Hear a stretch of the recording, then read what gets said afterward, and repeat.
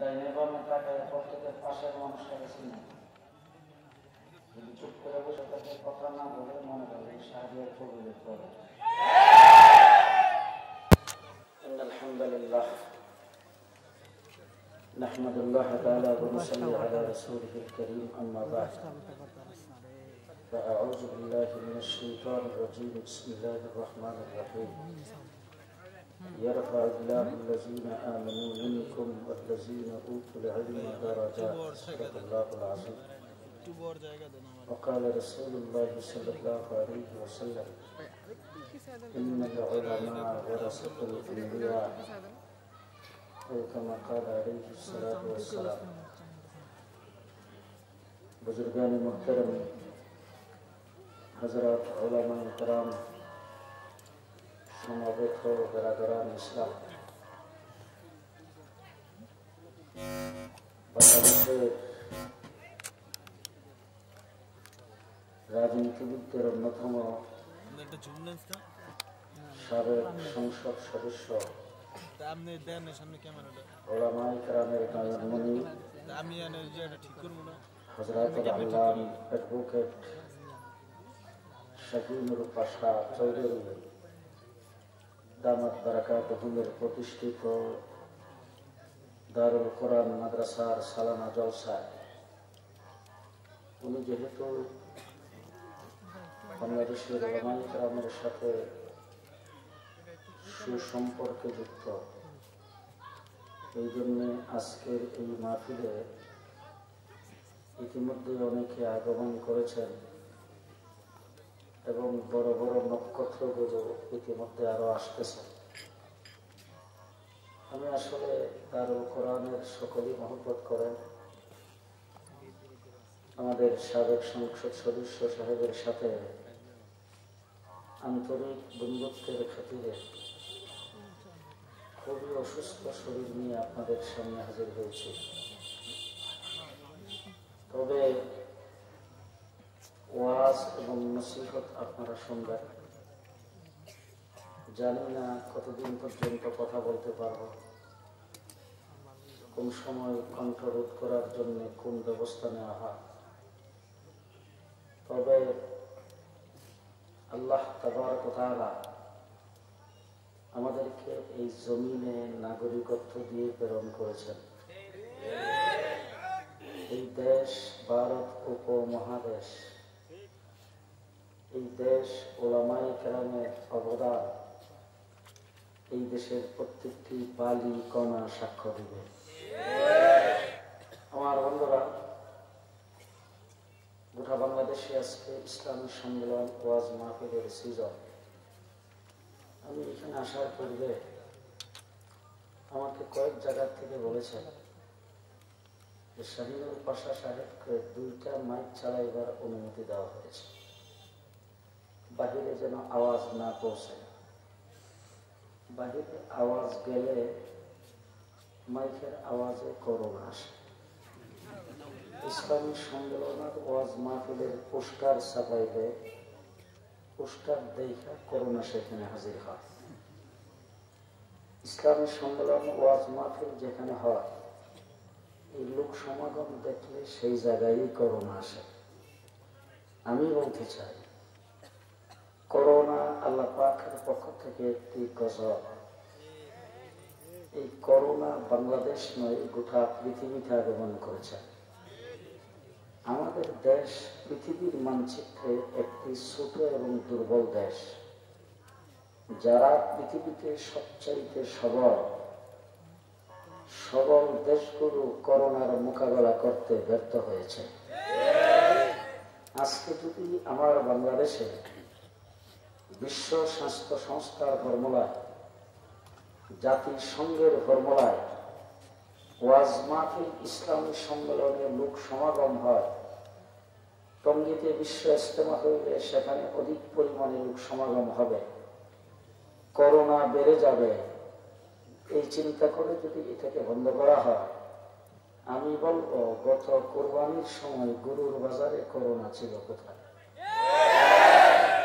আপনারা যারা ভিআইপি স্টেজে বসে, আপনারা একটু মাথা দিয়ে, কোরবানির সময় করোনা কোথায় ছিল? আপনাদের জিন্দা বাজারে, মুরগির বাজারে করোনা কোথায়? মাছের বাজারের করোনা কোথায়? মুরগির বাজারের করোনা কোথায়? লোক সমাগম সব জায়গায় হচ্ছে, প্রত্যেকটা জায়গায় মানুষের ভিড়, একজন আরেকজনের সঙ্গে লেগে লেগে ধাক্কাধাক্কি করে চলতেছে। সেখানে করোনা আসে না। করোনা ওয়াজ মাহফিলের ইসলামী সম্মেলনে আসে। জাতিসংঘের সনদ অনুযায়ী, বিশ্ব স্বাস্থ্য সংস্থার ফর্মুলায় লোক সমাগম বন্ধ করা দরকার আল্লাহর গজব থেকে বাঁচার জন্য। আমি এইটা 1 নম্বরে বিশ্বাস করি। আমি আপনাদের সাথে একমত। লোক সমাগম বন্ধ করেন। করোনা আল্লাহ পাকের পক্ষ থেকে একটি গজব। এই গজব থেকে বাঁচতে হলে লোক সমাগম বন্ধ করতে হবে। কোন লোক সমাগম? যেখানে গানের মাহফিল হয়, বাদ্যবাজনার মাহফিল হয়, নাটক হয়, থিয়েটার হয়, যেখানে মাহফিল গুলোর মাধ্যমে আল্লাহর গজবকে আহ্বান করা হয়, সেইগুলি বন্ধ করে দেন। ইসলামী সম্মেলন ওয়াজ মাহফিল বন্ধ করা যাবে না। দেখেন, থামেন। আজকের যে মাহফিলে আপনারা যেখানে বসেছেন, এইটা শাহিনুর পাশার দারুল কোরআন মাদ্রাসার জায়গা কিনা আমি জানি না। এইটা একটা ক্ষেত অথবা একটা প্রজেক্ট অথবা এই জায়গাটা একটা মাঠ। এই মাঠটার আজকে ইসলামী সম্মেলন আর ওয়াজ মাহফিল হওয়ার কারণে আমার রাসূল বলেছেন, অ্যাডভোকেট শাহিনুর পাশা বলে নাই, এই দেশের কোন সরকার বলে নাই, কোন আলেম বলে নাই, আমার রাসূল বিশ্বনবী বলেছেন সেটা জান্নাতের বাগান। জান্নাত গজব ছাড়া না গজবওয়ালা? জান্নাতে গজব, অশান্তি, মহামারী, রোগ শোক জান্নাতের ভিতরে নাই। সুতরাং জান্নাতের বাগান যেখানে হবে সেখানে করোনা আসতে পারে না। 2 নম্বরে রাসূল বলেছেন, নাযালাত আলাইহিমুস সাকিনা আই নাযালাত আলাইহিমুর রাহমা। এই ধরনের মাহফিলগুলোতে আল্লাহ পাকের পক্ষ থেকে সাকিনা নাযিল হয়, শান্তি আর নিরাপত্তা হয়, রহমত নাযিল হয়। যেখানে আল্লাহর রহমত নাযিল হয় সেই জায়গায় গজব আসতে পারে না। 3 নম্বরে আসেন, এই মাহফিলের চতুর্দিকে কোনো পুলিশ নাই, আছে কতটি ভলান্টিয়ার, তারাও ধাক্কা দিলে সরে যাবে। কিন্তু রাসূল বলেছেন, জমিন থেকে আসমান পর্যন্ত রহমতের ফেরেশতার পাহারা। যেখানে ফেরেশতাদের পাহারা সেখানে আল্লাহর গজব। আগেই কইছি, কথা না বলে কোন বলে? যেখানে ফেরেশতাদের পাহারা সেখানে মহামারী, যেখানে ফেরেশতাদের পাহারা সেখানে আল্লাহর গজব। আসতে পারে, আসতে পারে না। একজন ব্যক্তি হযরত মূসা আলাইহিস সালামের সঙ্গে সাক্ষাৎ করেছেন। সাক্ষাৎ করে মূসা আলাইহিস সালামকে বলতেছেন, মূসা নবী, আপনাকে আমি তালাশ করতেছি, একটা প্রশ্ন আমার ভিতরে আসছে, সেটার উত্তর জানার জন্য। বলে, কি প্রশ্ন? বলে, গোটা আসমানটা যদি কামান হয়ে যায় আর ওখান থেকে যদি বৃষ্টির মতো সেখানে গুলি বর্ষণ হতে থাকে, তাইলে এই গুলির থেকে বাঁচার উপায় কি? এখন আমাদের দেশে কেউ প্রশ্ন করলে আমরা বলতাম, আমাদের তো বুলেট প্রুফ গ্লাস আছে, আমরা বড় বড় বিল্ডিং এ থাকি, সেখানে 20 ইঞ্চি মানে দেওয়াল দিয়ে দেব, এই জায়গার মধ্যে তো বুলেটের গুলি আসতে পারে না। আমি বলতে চাই, হযরত মূসা আলাইহিস সালাতু ওয়াস সালাম বলতেছেন, শোনো, এই যে আসমানটা যদি কামান হয়ে যায় আর ওখান থেকে যদি বৃষ্টির মতো গুলি আসতে থাকে, এই গুলি নিশ্চয়ই কেউ ছাড়তেছে। গুলি যেখান থেকে আসতেছে সেই আসমানের মালিকের সাথে যদি আপোষ করে ফেলে, তাইলেই সেই ব্যক্তি গুলির থেকে বাঁচতে পারবে। ঠিক না ঠিক? বাদশাহ হারুনুর রশিদের বাবা, সে ছিলেন মাহদী, নাম ছিল মাহদী। ওই মাহদী যখন ক্ষমতায় ছিল তখন বাগদাদের রাজত্বে এমন একটা মহামারী দেখা দিল, খাদ্যের অভাবে। আমাদের দেশে 1974 সন যারা রেখেছেন, রাস্তার সাইডের কচুর দুগ্গা একটাও কেউ রাখে নাই, সব খেয়ে ফেলছে। এমনকি গাছের পাতা খাওয়া শুরু করে দিয়েছেন। একজন বমি করছে, আরেকজন খাইছে। এর চাইতে বেশি দুর্ভিক্ষ বাগদাদের রাজত্বে দেখা দিয়েছে। রাস্তার কিনারে কুকুর বিড়াল যেটা যেখানে পাইছে দৈনন্দিন খাদ্য খাওয়া শুরু করে দিয়েছে। এমন সময় বাদশাহ মাহদী একটু শুয়ে আছেন, তার খেদমত করতেছে একজন খাদেম, একজন গোলাম। তাকে বাদশাহ বলতেছেন, আমি খুব চিন্তিত এবং খুব টেনশনে রাষ্ট্রের অবস্থার কারণে। তুই যদি আমার একটা কিচ্ছা শোনাইতে, যেটা শোনার পরে আমার মনটা একটু শান্ত হবে, আমার একটু ঘুম আসবে। এবার সুযোগ পাইয়া খাদেম গোলাম বাদশাকে ডাক দিয়ে বলেন, জাহাপনা, এক জঙ্গলে একটা শিয়াল বাস করত। ওই শিয়ালটা তার একটা বাচ্চা ছিল, সেই বাচ্চাটা নিয়ে সে এক জায়গায় বেড়াইতে যাবে, কিন্তু বাচ্চাটা নিয়ে যাওয়া তার জন্য বড় কষ্টকর। সে বাঘের কাছে গেছে, যারা বলছে, আপনি আমাদের জঙ্গলের ভিতরে সবচাইতে বড় শক্তিশালী প্রাণী, আপনার কাছে আমার বাচ্চাটাকে একটু আমানত রেখে যাইতে চাই। শিয়ালের বাচ্চা বাঘের কাছে আমানত রেখে শিয়াল চলে গেছে বেড়াইতে। বেড়াইতে যখন চলে গেছে, বাদশাহ এই বাগে বাগে বাচ্চাটাকে নিয়ে কাদের উপরে বসায়া জঙ্গলের ভিতরে চলতে শুরু করেছেন। উপর থেকে বাচ্চার উপরে শকুনের নজর পড়ছে। শকুন ঘুরতে ঘুরতে সুমাইয়া বাঘের উপর থেকে বাচ্চাটাকে নিয়ে গেছেন। কিছুক্ষণ পরে আসছেন শিয়াল, আইসা বলতেছেন, জাহাপনা আমার বাচ্চা কোথায়? বলে, তোর বাচ্চা তো শকুনে নিয়ে গেছে। বলে, আপনি এই জঙ্গলের ভিতরে শক্তিশালী, আপনার কাছে আমানত দিয়ে গেলাম, আপনি আমার বাচ্চাটাকে রাখতে পারলেন না, আপনি কিসের শক্তির বাহাদুরি দেখান? এই কথা বলার পরে বাঘে বলতেছে, দেখ তোর বাচ্চার উপরে যে মুসিবত আসছে, মুসিবতটা হলো আসমানি মুসিবত, এটা জমিনের মুসিবত না। যদি জমিনের মুসিবত হইতো তাইলে আমার শক্তি দ্বারা আমি মোকাবেলা করতে পারতাম, আসমানের মুসিবতের সাথে মোকাবেলা করার শক্তি আমার নাই। বা খাদেম ডাক দিয়া বাদশাকে বলতেছে, বাদশাহ জাহাপনা আপনার রাষ্ট্রে যে মুসিবত আসছে এটা আসমানি মুসিবত, আপনার শত চেষ্টার দ্বারাও এইটার মোকাবেলা করা যাবে না, আসমানের মালিকের সাথে আপনাকে আপোষ করতে হবে। বাদশাহ মাহদী সাথে সাথে লাফ দিয়ে উঠে খাদেমকে বলছেন, উজুর পানি লো। উজুর পানি নেওয়ার পর উজু করেছেন, নামাজের মুসল্লায় জায়গা সেজদার মধ্যে কান্না শুরু করে দিয়েছেন। ইতিহাসিকগণ লিখেছেন, কাঁদতে কাঁদতে সেজদার জায়গাটা চোখের পানিতে ভিজিয়ে ফেলছেন। সেজদায় থাকা অবস্থায় আসমান থেকে বৃষ্টি নাজিল হয়ে গেছে, মহামারী দূর হয়ে গেছে। বাদশাহ তখন সুস্থির নিঃশ্বাস ফেলেছেন। ও আমার ভাইরা, করোনার থেকে যদি বাঁচতে চান, যদি মহামারীর থেকে বাঁচতে চান, 20 সেকেন্ড সাবান পানি দিয়ে হাত ধুইলে করোনার মোকাবেলা করা যাবে না। মুখের মধ্যে মাস্ক লাগাইলে করোনার মোকাবেলা করা যাবে না। 3 ফিট দূরে দূরে দাঁড়াইলে করোনার মোকাবেলা করা যাবে না। মসজিদে নামাজের জামাত বন্ধ করে করোনার মোকাবেলা করা যাবে না। করোনার মোকাবেলা করতে হলে আসমানের মালিকের সাথে সম্পর্ক লাগাইতে হবে। আসমানের মালিকের সাথে সম্পর্ক লাগাইবার মাধ্যম ইসলামী সম্মেলন, ওয়াজ মাহফিল। কথা আসতে বলেন কেন? আল্লাহ পাকের সাথে সম্পর্ক লাগাইবার মাধ্যম আজকের ইসলামী সম্মেলন, ওয়াজ মাহফিল, টঙ্গীর বিশ্ব ইজতেমা। ঠিক কিনা জোরে? ও আমার ভাইয়া, মুহাম্মদ রাসূলুল্লাহ সাল্লাল্লাহু আলাইহি ওয়াসাল্লাম আমাদের নবী আজকে বিশ্ব স্বাস্থ্য সংস্থার ফর্মুলা মানার জন্য মোবাইলটা করলেই ঘরের বাহিরে গেলে মাস্ক পরা আবশ্যক, মাস্ক পরে বাইরে হয়ে যান, এরকম কথাবার্তা বলতে থাকে, বিরক্তি লাগে। এই মাস্ক পরার সিদ্ধান্ত এবং ফর্মুলা দিয়েছেন জাতিসংঘ। 20 সেকেন্ড সাবান পানি দিয়ে হাত ধুইলে তাকে করোনায় ধরবে না। এই কথাটা যেদিন শুনলাম নিজে নিজেই কতক্ষণ বসে বসে হাসলাম।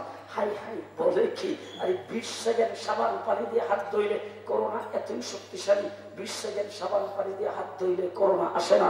ও আমার ভাইয়া, আমি একজন মুসলমান, বিশ্বনবীর উম্মত হিসাবে আমার এই বিশ্ব স্বাস্থ্য সংস্থা ইহুদি খ্রিস্টানদের পরিচালিত জাতিসংঘের ফর্মুলা মানা কোনো প্রয়োজন আমার নাই। তার কারণ হলো আমার নবী, বিশ্বনবী আজকের থেকে 1400 বছর আগে করোনার থেকে বাঁচার জন্য ফর্মুলা দিয়েছেন। রাসূল বলছেন, তুমি যখন খাবার খাইতে যাইবা হাতের কবজি পর্যন্ত 3 বার ভালো করে ধুয়ে নিবা।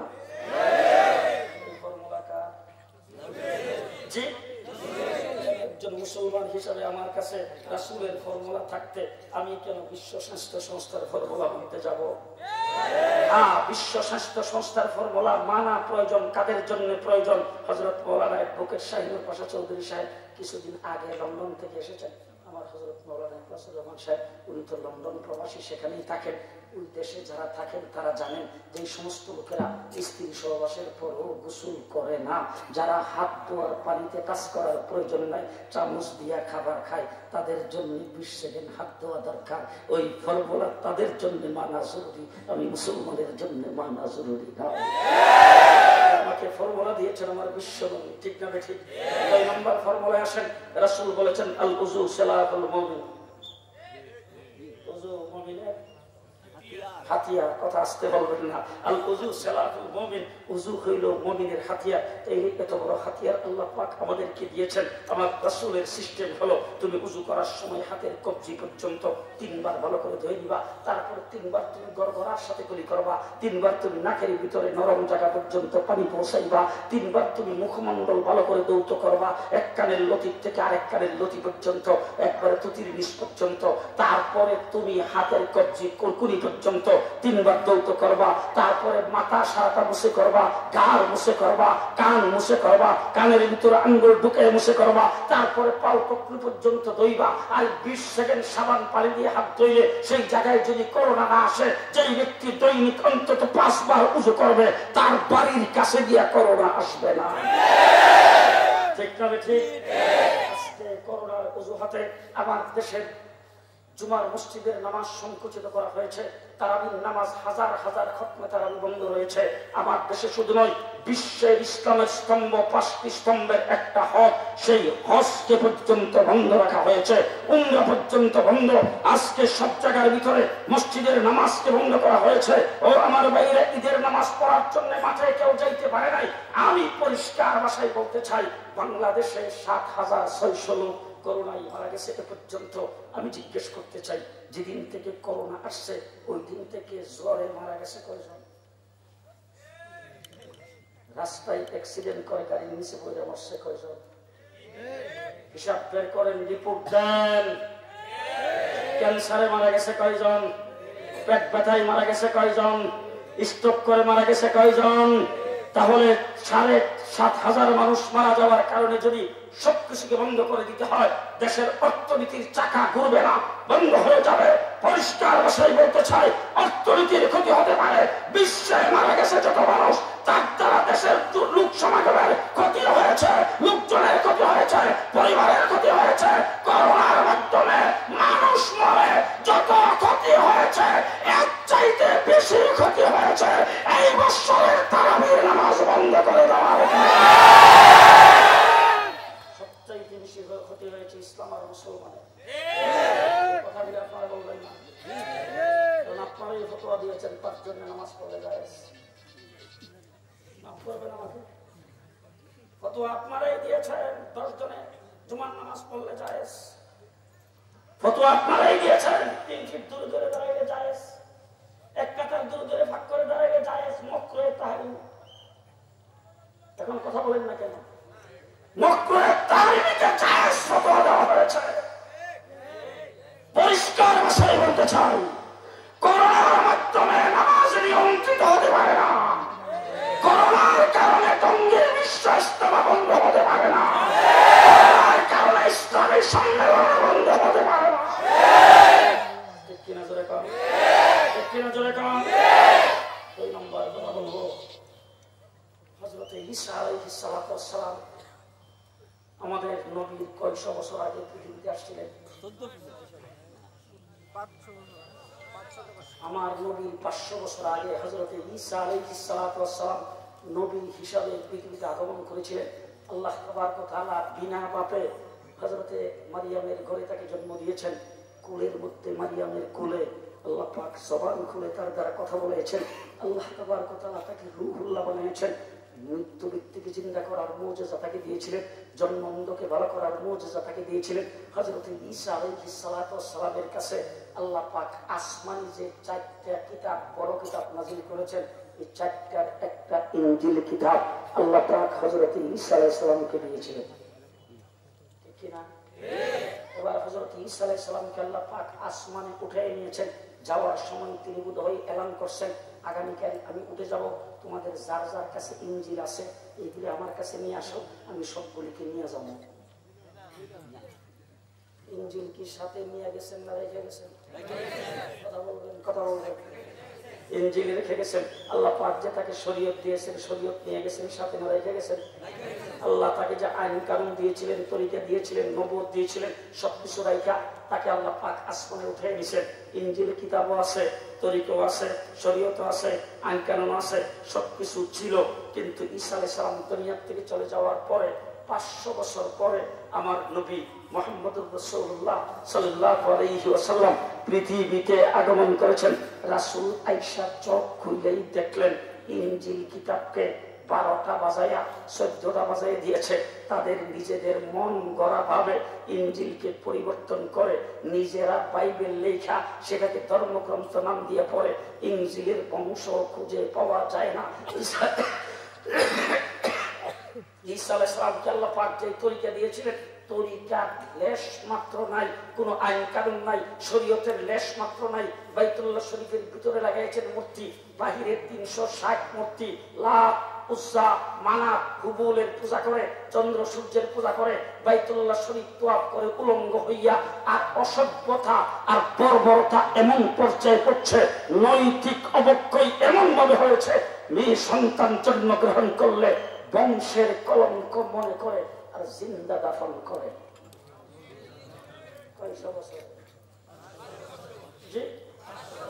500 বছরে আসমানি কিতাবের বংশ রাখে নাই, নৈতিক চরিত্র হারিয়ে ফেলেছেন।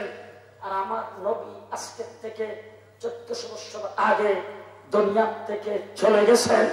আমাদেরকে আল্লাহ পাক আসমানি কিতাব আমার নবীর কাছে দিয়েছেন, আল কোরআন। সেই কোরআনের সূরা ফাতিহা আয়াত ছিল 18টা, এখন আছে 7টা।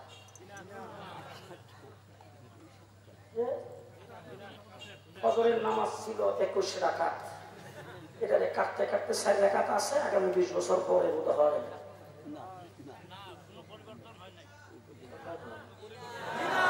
জি, আমার নবীর সময় নামাজ পড়তো প্রত্যেক রাকাতে 8 সেজদা, এখন 2টা। হ্যাঁ, আমরা এখন সুবহান রাব্বিয়াল আলা পড়ি, আর সেজদার মধ্যে যাইয়া আমার নবী পড়তো সূরা বাকারা। জি, মুসলমান পরিষ্কার ভাষায় বলে যাচ্ছি, বাথরুমে যাবেন, বাম পাও দিয়া আজ পর্যন্ত কোনো ব্যক্তি ডাইন পাওয়ের কথা বলতে পারে নাই। বাম পাওয়ের সুন্নত এখনো জিন্দা আছে, সেখানে যাইয়া দিলাকুলুত ব্যবহার করবেন, সেটা এখনো জিন্দা আছে। কোন জিকির করা যাবে না, সেটা এখনো জিন্দা আছে। ডাইন পাও দিয়ে বের হইতে হবে, সেটা এখনো জিন্দা আছে। মাথার থেকে পায়ের পাতা পর্যন্ত 3.5 হাত বডির সুন্নত এখনো জিন্দা আছে। জুতা মোজা পরার সময় ডাইন পাওটা আগে দিতে হবে, এটা এখনো জিন্দা আছে। বাম পাও আগে খুলতে হবে, এটা এখনো জিন্দা আছে।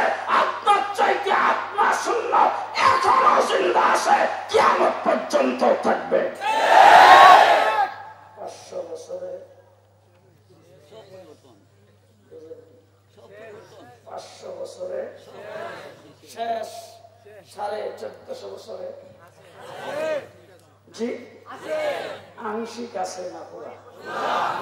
কথা কয় না, আংশিক আছে না পুরা?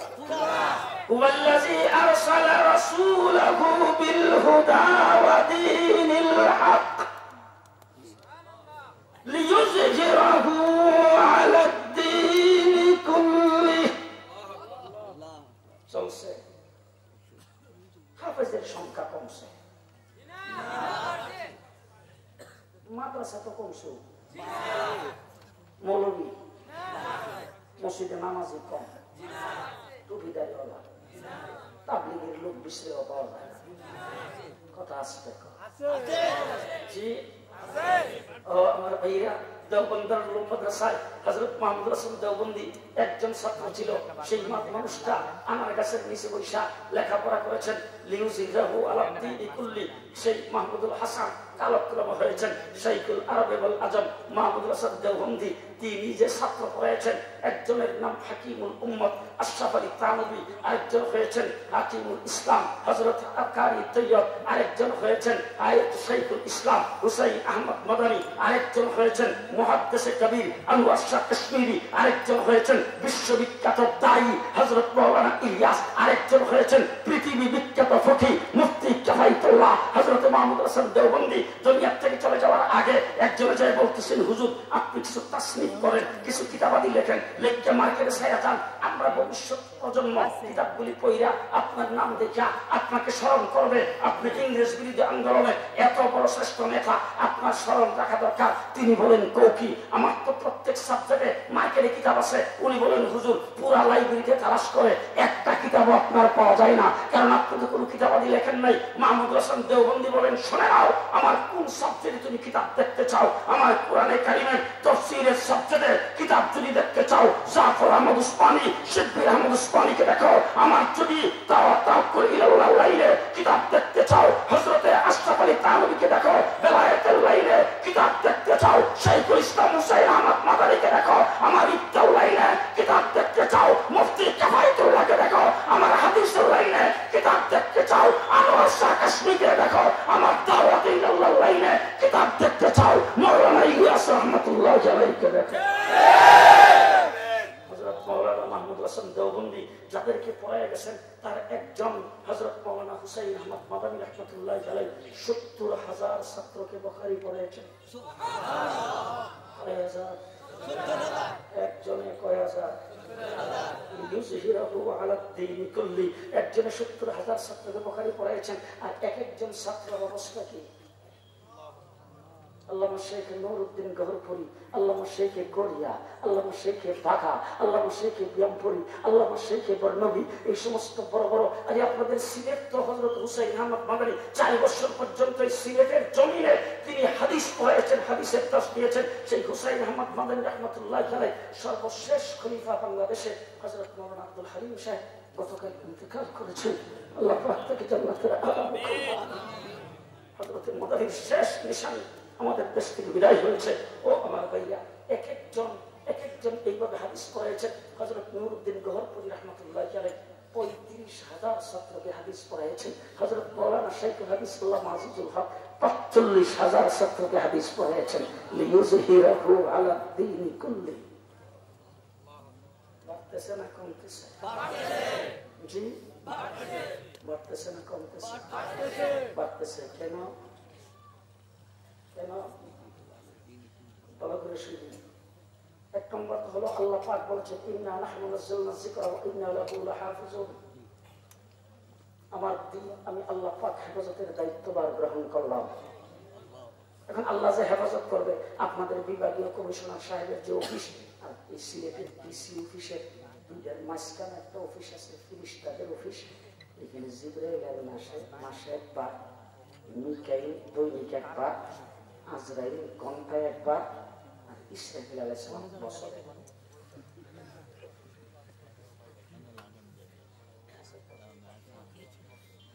এরকম কোন অফিস নেই। জি, এখন আমাদের দেশের বড় বড় নেতারা বক্তৃতায় দাঁড়ায়, হ্যাঁ আল্লাহ মাহমুদ শফি হেফাজত ইসলাম কি জন্য করলো, জুনায়েদ বাবনগর হেফাজত ইসলাম কি জন্য করে, দিন ইসলাম হেফাজতের দায়িত্বভার গ্রহণ করেছেন আল্লাহ। আল্লাহ দিন আল্লাহ হেফাজত করবে। এরা কি লেগে মাথায় কি সুন্দর ফতোয়া আর কি সুন্দর ব্যাখ্যা। বাড়িতে বই আলি পাতা চাপিয়ে নিছে, সাইকেল পড়ে মুসলমান হয়। হ্যাঁ, কোরআন শরীফ ৬০ খতম দিয়ে গেছে। কঠিন ব্যাপার। আমার হযরত শাহীনুর পাশা চৌধুরী সাহেব কানে কানে আমারে কইছে, সরকারের বিরুদ্ধে যাতে কোনো কথা না বলি। পরিষ্কার ভাষায় বলতে চাই, সরকারের বিরুদ্ধে ভাই আমার কিছু জানা নাই। আমি সরকারের বিরুদ্ধে কোনো কথা কোনোদিন বলিও নাই, বলবো না। তার কারণে সরকারের বিরুদ্ধে বলতে হইলে শাহীনুর পাশা লাগবে। উনি সংসদে ঢুকছে, ভাইছে কেটা কদ্দুর শুরু করছে, উনি দেখছে।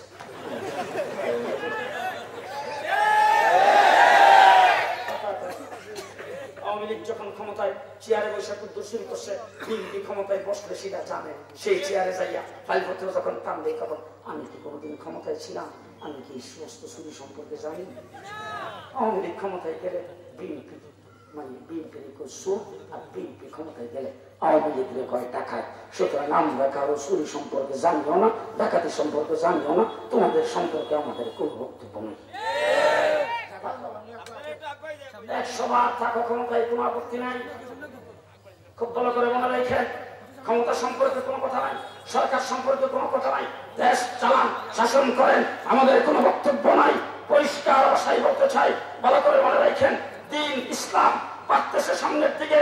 হেফাজতের দায়িত্বভার আল্লাহ গ্রহণ করেছেন। আল্লাহ যদি হেফাজত করেন, চোখ বসে, আল্লাহ যদি হেফাজত করেন, আল্লাহ পাক হেফাজত করবেন। দিন বিশ্বাস করেন। যদি আমি আপনাদেরকে জিজ্ঞাসা করতে চাই, আল্লাহ দিন যদি আল্লাহ হেফাজত করেন, রাসূল কেন তাইফের জমিনে যাইয়া পাথরের বৃষ্টির মতো আঘাত খাইলেন? আল্লাহ দিন আল্লাহ হেফাজত করবেন। হুজুর কেন সাহাবে আবি তালেবের ভিতরে বন্দিশালায় রইলেন? আল্লাহ দিন আল্লাহ হেফাজত করবেন। আবু বকর সিদ্দিককে কেন পিটাইতে পিটাইতে ৩ দিন বেহুশ করে রাখা হলো? আল্লাহ দিন আল্লাহ হেফাজত করবেন। হযরতে বেলালকে কেন মাটিতে শেষ করা হলো? আল্লাহ দিন আল্লাহ হেফাজত করবেন। সুমাইয়াকে কেন শহীদ করা হলো? আল্লাহ দিন আল্লাহ হেফাজত করবেন। আমির হামজা কেন টুকরা টুকরা হলেন? আল্লাহ দিন আল্লাহ হেফাজত করবেন। রাসূল কেন বদরের যুদ্ধে গেলেন? আল্লাহ দিন আল্লাহ হেফাজত করবেন। রাসূল কেন ২৭টা যুদ্ধে অংশগ্রহণ করলেন?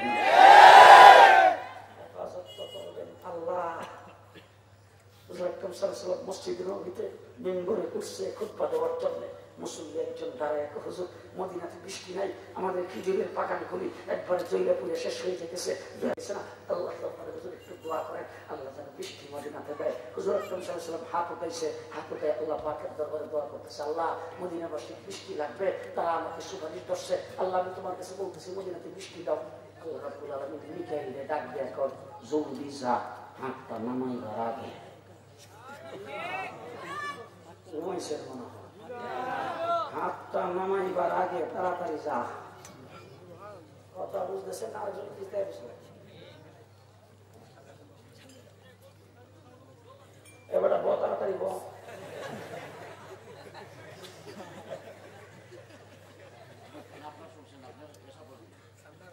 কথা বুঝতেছেন তো?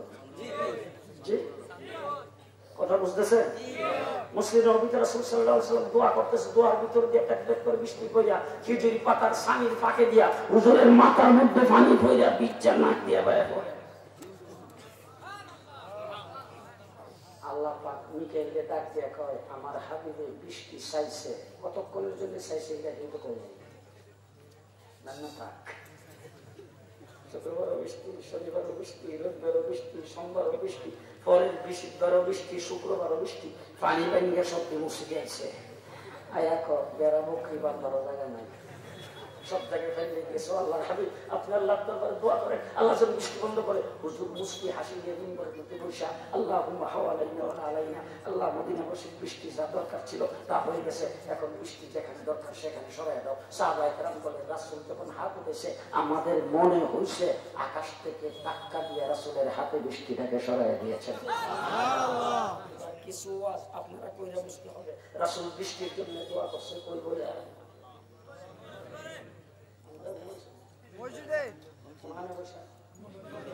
মসজিদে নববীতে বৈশা, মিম্বরে বৈশা।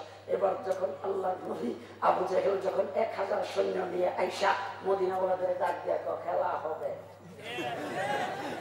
সাহাবায়ে কেরাম যায় আবু জাহেল তো এসে ডাক দিয়া বলতেছেন খেলা হবে। রাসূল কয় এখন আর মসজিদে নববীতে বৈশা 1000 দানা তাসবিহে দোয়া করলে হবে না, খেলা হবে। আল্লাহর নবী 313 জন নিয়ে গেছেন কোন মাস? রমজানের মাস 17 তারিখ, শেষ রাত্রে সেহরি পেট করে খাইতে পারবেন। 313 জনকে রাসূল সাল্লাল্লাহু আলাইহি ওয়াসাল্লাম মাঠে নামায়া আল্লাহ পাকের দরবারে ডাক দিয়ে আল্লাহ আবু জাহেল খেলতে আইছে, আমার মধ্যে তো এরকম বড় শাম নাই, এখন শাম তো খায়ের তুলে নেওয়া যায়, আমি আর খায়ের করলে কোথেকে করবো, তুমি আমারে শাম দাও। ইয়া হাইয়ু ইয়া কাইয়্যুম। আল্লাহ যদি 313 জন শেষ হয়ে যায় তাহলে শাহীনাথ বাসার দারুল আরকাম মাদ্রাসা তো হবে না, আর শাহজালালও কিন্তু সিলেটে যাবে না, ইসলামিক শেষ। রাসূল যখন এই কথা বলছেন জিবরাইল আমিন এসে হুজুর আইছি। আল্লাহর হাবিব জিগে আইসো না পাঠাইছে, আইসো না পাঠাইছে, যদি আয়াত পাঠানোর দরকার নেই, পাঠাইলে দরকার বলেছে মনে হয়, যদি আসো নিছি ইচ্ছা করে তাহলে দরকার নেই, যদি পাঠাই তাহলে দরকার। হুজুর একটা শ্বশুর জিবরাইল আমিন কারণকে নিজে আইতারি নাকি আল্লাহ পাঠাইছে বিপদ হয়েছে বলে, তাইলে কি কইয়া পাঠাইছে? অন্য সময় উহিতে শরীয়ত দেয়, মাসলা মাসাইল দেয়, এগুলি নিয়ে আপনার কাছে আসি, পৌঁছে তারপর চলে যায়। আজকে আসার সময় বলছে যুদ্ধের পোশাক পর সেনাবাহিনীর প্রধান হিসাবে যা। 2 নম্বর কইছে অন্যদিন একা যাস, আজকে সাথে সেনাবাহিনী যাইস। এখন বুঝুন 3000 লোকে আছে নয়া সড়কের এখানে, কর্ণফুলী ব্রিজের এখানে 5000 প্র্যাকটিস, 3000 লোকে রাসূল সাল্লাল্লাহু আলাইহি নাম ময়দানে। আচ্ছা এবার যে রাসূল দোয়া করছেন এই দোয়াটা কি মসজিদে নববীতে বসা ওখানে যায় বৃষ্টির জন্য দোয়া করছে তো আর ওই জায়গার মধ্যে যায় যুদ্ধের ময়দানে নাই, মা খালি হাতে সব কিছু ছেড়ে দিয়া আল্লাহ পাকের দরবারে দোয়া করছেন। এটা হলো দ্বীন ইসলামের হেফাজত। কথা কি বুঝে আসছে নাকি? আরে সব দোয়া তো আল্লাহ মাহমুদ শরীফ সাহেব খানকায় বৈশা, মাদ্রাসায় বৈশা, রুমের ভিতরে বসেই করেন। শাহবাগীদের বিরুদ্ধে যখন দোয়া করা লাগবে তখন আইছেন শাপলা চত্বরে। কথা কয় না? দেশের মধ্যে দেশ বিরোধী এমন একটা ষড়যন্ত্র শুরু হয়েছিল, মানুষে কইতো 2টা সরকার দেশে চলতেছে, একটা হইলো ইমরান এই সরকারের সরকার, আর একটা হইলো হাসিনার সরকার। দুই সরকার চলছে বলে কেমনে? হ্যাঁ, শাহবাগ থেকে বয়ে দিছে পতাকা অর্ধনমিত হবে। আল্লাহ সচিবালয়ের পতাকা সুদ্ধা মানববন্ধন এমপি হোস্টেল থেকে এমপি বাইরে রাস্তায় নেমে গেছে, সচিবালয়ের সচিবরা বাইরে নেমে গেছে। সরকার বিব্রতকর অবস্থা, কিছু বলতে পারতেছে না, প্রশাসন সহ্য করতে পারতেছে না, কিছু বলতে পারতেছে না। ওই মুহূর্তে আল্লাহ মুহাম্মদ শফি আয়েশা দেশকে রক্ষা করেছেন।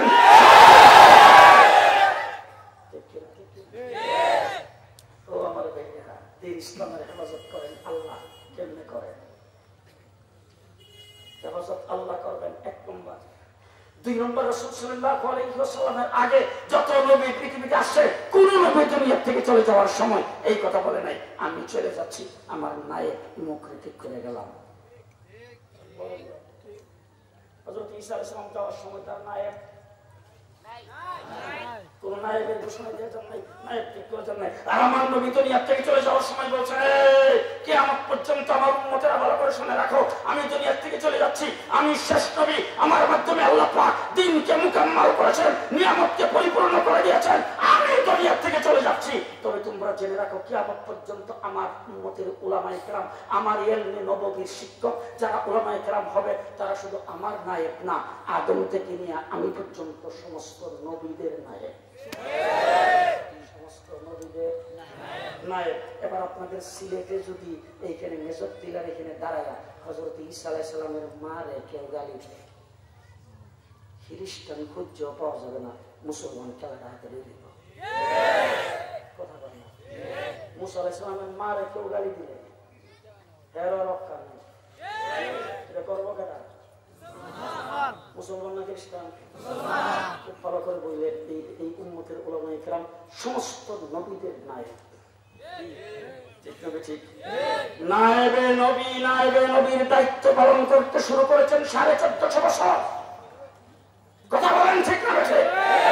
মুহাম্মদুর রাসূলুল্লাহ সাল্লাল্লাহু আলাইহি ওয়াসাল্লাম যখন দুনিয়া থেকে চলে গেছেন, চলে যাওয়ার পর হযরতে আবু বকর সিদ্দিক যখন আমিরুল মুমিনিন খলিফাতুল মুসলিমিন হয়েছেন, আমিরুল মুমিনিন খলিফাতুল মুসলিমিন হযরত আবু বকর সিদ্দিক হওয়ার পরে আল্লাহর নবী দুনিয়া থেকে চলে গেছে। চলে যাওয়ার পরে অনেক ধরনের ফিতনা দেখা দিয়েছে, সেইগুলিকে সামাল দিতে হবে। কিন্তু মুসাইলামাতুল কাজ্জাব নবুয়ত দাবি করেছেন, তার মোকাবেলা করা দরকার। যাকাতকে অস্বীকার করেছেন, তার মোকাবেলা করা দরকার। হযরত ওমর ইবনে খাত্তাবের মতো সাহসী শক্তিশালী ব্যক্তি সেই ব্যক্তি পর্যন্ত পরামর্শ দিয়েছেন, এই মুহূর্তে যুদ্ধ করা ঠিক হবে না, সৈন্য প্রেরণ করা ঠিক হবে না। হযরত আবু বকর সিদ্দিক বলছেন, আনকাসুদ্দিন আনা হাইয়ুন, আমার সামনে দ্বীনের ক্ষতি হবে, আমি জিন্দা থাকতে তা হতে দেব না। ওখান থেকে শুরু, ইংরেজ আসছে আমাদের দেশে, দেশকে দখল করে নিয়েছেন। ভারত উপমহাদেশ ইতিহাস এসে গেছে, এখন কথা বলতে খুব চিন্তা করে দিচ্ছি। ভারত উপমহাদেশ বাংলাদেশের অর্ধেকটা, ভারত পাকিস্তান বা বাংলাদেশ পুরাটা লইয়া। এবার বাংলাদেশের মধ্যে যারা রাজনীতি করে, তখন ভারত উপমহাদেশে যারা রাজনীতি করত, লিডার মধ্যে হয় তাদের থেকে শুধু রাজনৈতিক দল আওয়ামী লীগের বিএনপির মতো। জি, আওয়ামী লীগ আর বিএনপি জাতীয় পার্টির থেকে বড় বড় রাজনৈতিক দল, বড় বড় লিডার, গোটা ভারতের লিডার, এরকম বড় বড় লিডার ছিল। একজন লিডার মুখ খুলে নাই, কথা বলে নাই, কারো মুখ থেকে একটা শব্দ বের হয় নাই। একজন মৌলবী আব্দুল আজিজ মুহাদ্দিস আরবি মসজিদের মিম্বরে দাঁড়ায় বলছেন, ভারত সূত্র কবলিত দেশের স্বাধীনতার জন্য যুদ্ধ করা মুসলমানের উপর ফরজ। সেই ফতোয়া দিয়েছেন কোন লিডার না মৌলবী? কথা আসতে বলেন কেন? সেই ফতোয়ার উপর ভিত্তি করে সৈয়দ আহমদ বেরলভী আসছেন মাঠে, শেরশাহ ইসমাইল শহীদ আসছেন মাঠে, বালাকোটের ময়দান শাহাদত বরণ করেছেন। সেই ফতোয়ার উপর ভিত্তি করে টিপু সুলতান আসছেন, শাহাদত বরণ করেছেন। সিরাজউদ্দৌলা আসছে, শাহাদত বরণ করেছেন। সেই ফতোয়ার উপর ভিত্তি করে 1857 খ্রিস্টাব্দে হাজী আমদাদুল্লাহ মাহাথির মক্কি, রশিদ আহমদ বঙ্গশী, কাসেম নানতবী রহমাতুল্লাহ আলাইহির নেতৃত্বে শামের যুদ্ধে হাফেজ জামিল শহীদ শাহাদত বরণ করেছেন। সেই ফতোয়ার উপর ভিত্তি করে রেশমি রুমাল আন্দোলন হয়েছে, সেই ফতোয়ার উপর ভিত্তি করে মালটার জেলখানায় বন্দী হয়েছেন শাইখুল ইসলাম আর মাহমুদ হাসান দেওবন্দি, সেই ফতোয়ার উপর ভিত্তি করে শাইখুল ইসলামের যুদ্ধ জাহাদের মাধ্যমে আশরাফ আলী থানভীর হস্তক্ষেপে 1947 সনে দেশ স্বাধীন হয়েছে। ভিত্তি হলো শাহ আব্দুল আজিজের ফতোয়া। স্কুলের মাস্টার, কলেজের প্রফেসর, কোর্টের রেজিস্ট্রার, মোল্লা মোল্লা মোল্লা, ঠিক না ঠিক? আজকে তোমরা বলবে হাত ধরিয়ে দাও, আবার তো কোনো কথা বলতে পারবো না, আবার আমার দেশে থেকে আমার জমিনে থেকে আমার বিরুদ্ধে কথা, তোমারটা তোমার জমিনে থাকিও না, তোমারটা খাইও না। আমি আমার জমিনে থাকি, আমি দেশের মামুর বাড়ির বাদে মানা, আমি বিয়ে করে ঘর জামাই হয় নাই, আমি সুরমা নদীতে বন্যার পানিতে ভেসে আসি নাই, দেশের নাগরিক দেশের আইডি কার্ড ব্যবহার করি। ইংরেজ পৃথ্বীরাজ ডাক দিয়েছেন খাজা মঈনুদ্দিন চিশতি রহমাতুল্লাহ আলাইহি খেলা হবে, হয়েছে তো খেলা। রাজা গৌরবন্দে ডাক দিয়েছেন শাহজালালকে, খেলা হবে।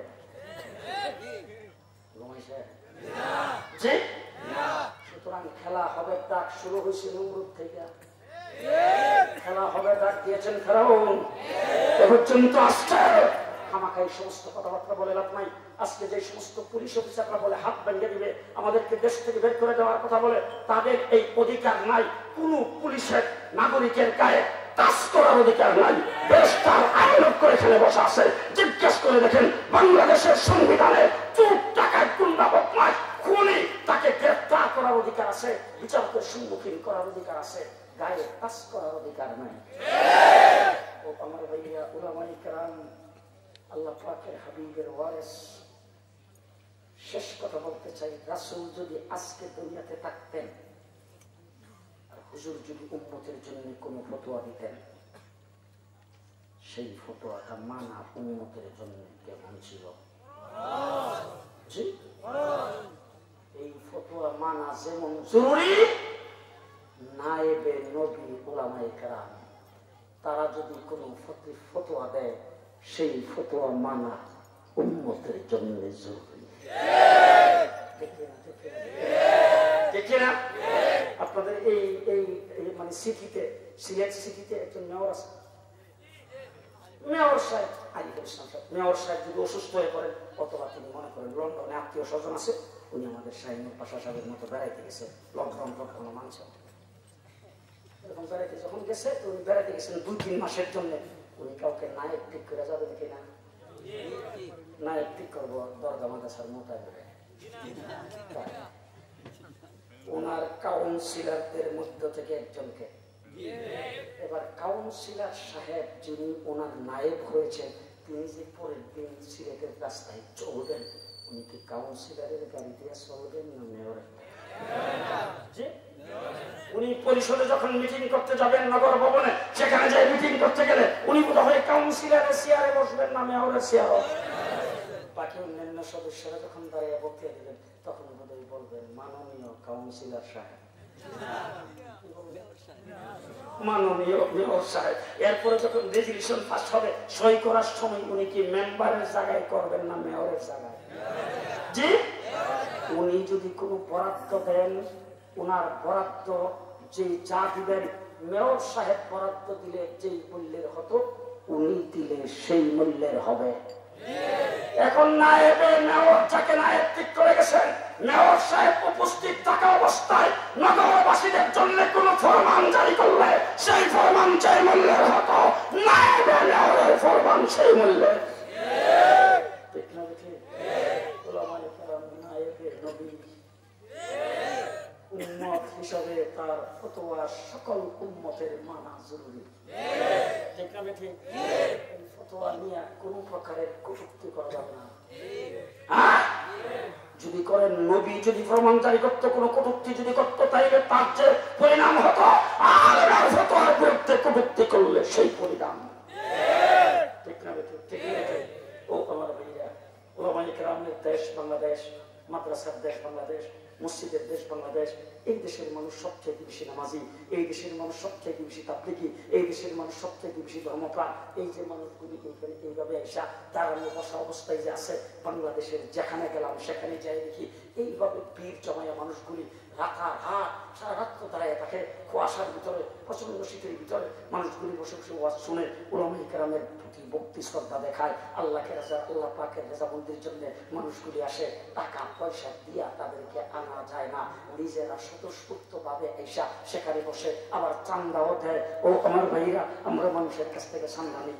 শাহিনুর বাসা সাহেব আমার কানে কানে কইছে লাস্টের দিকে কিছু চান্দা করে। এই চান্দা তো আমি করি না, তবে চান্দার কথাটা ভালো করে শুনে।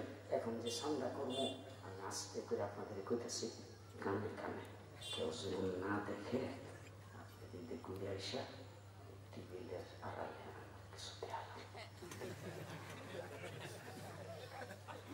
500 টাকা দিলে না বাইরে 5,000 টাকা দিলে তো হয়ে যাবে।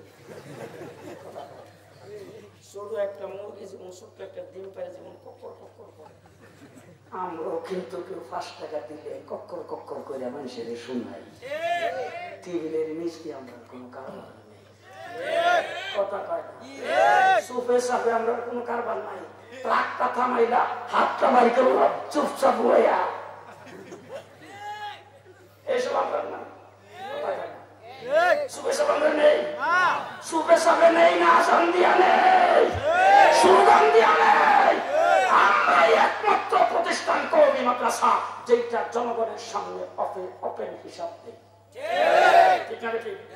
আমাদেরকে মানুষ 500 টাকা 5,000 টাকা দিয়ে তারপর 2 হাতে ধরে চোখের পানি ছেড়ে গেলে হুজুর করোনার কারণে, লকডাউনের কারণে ব্যবসা বাণিজ্যের অসুবিধা, জমি জামাতে ফসল কম হয়েছে হুজুর, এই জন্য বেশি দিতে পারলাম না হুজুর, আজকে 500 টাকা দিলাম। দোয়া করেন আল্লাহ পাক যদি জমি জামাতে ভালো ফসল দেয় আর যদি ব্যবসা বাণিজ্য ভালো হয় হুজুর আগামীতে আরো বেশি দিন। হুজুর দোয়া করেন, ছেলে মেয়েদের জন্য দোয়া করেন, বাপ মার জন্য দোয়া করেন। এইভাবে আমাদের কাছে দোয়া চায়, চোখের পানি ছেড়ে। আর তোমরা 50 টাকা দিয়া ট্রাকটার সামনে থেকে বাড়াই কর, এর উপর আল্লাহ গজব পড়ুক।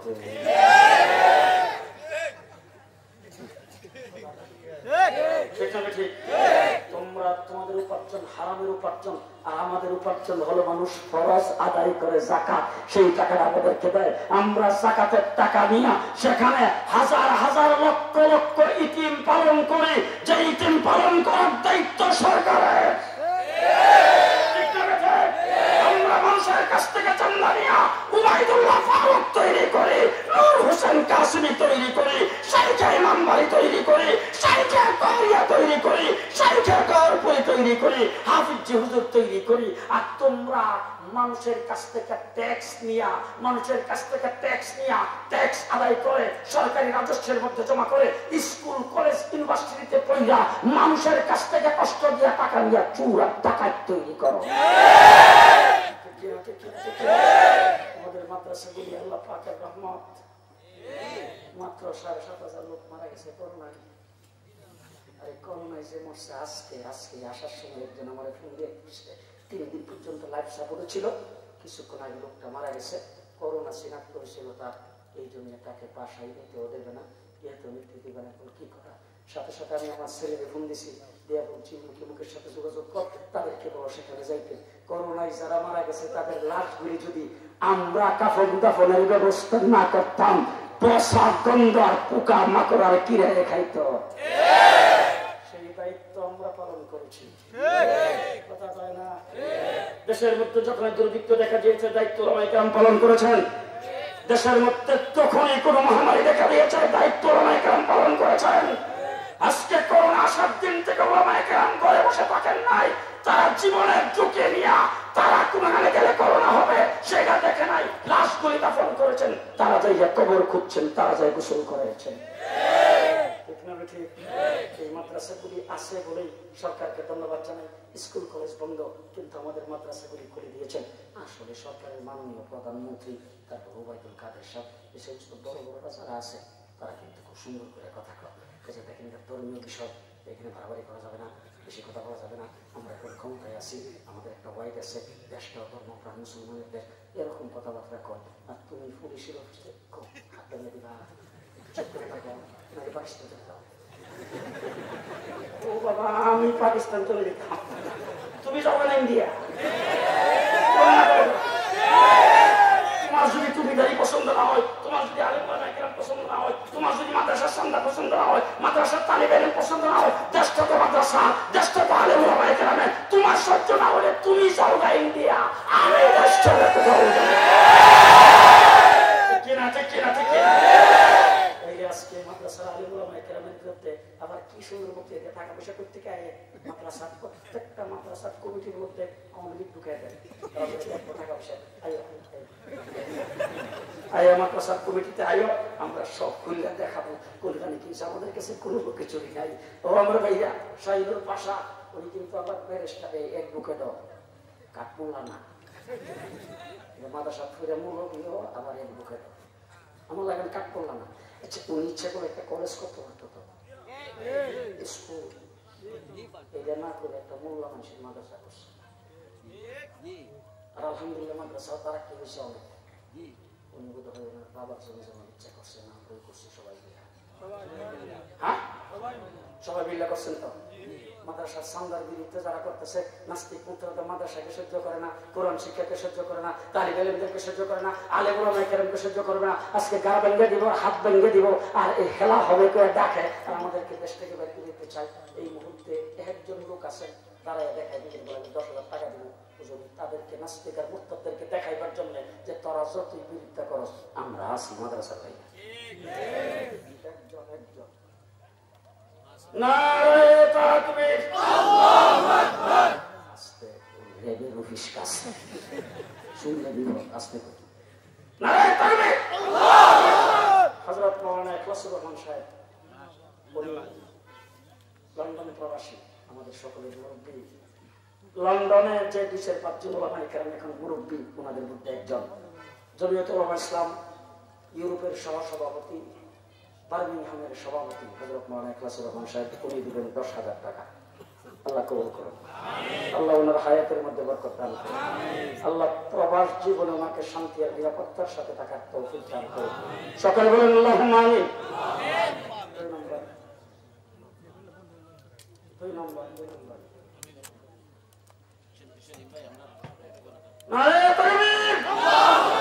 জনাব সেলিম সাহেব, উনি দিবেন 10,000 টাকা। আল্লাহ কবুল করুন, আল্লাহ তার হায়াতের মধ্যে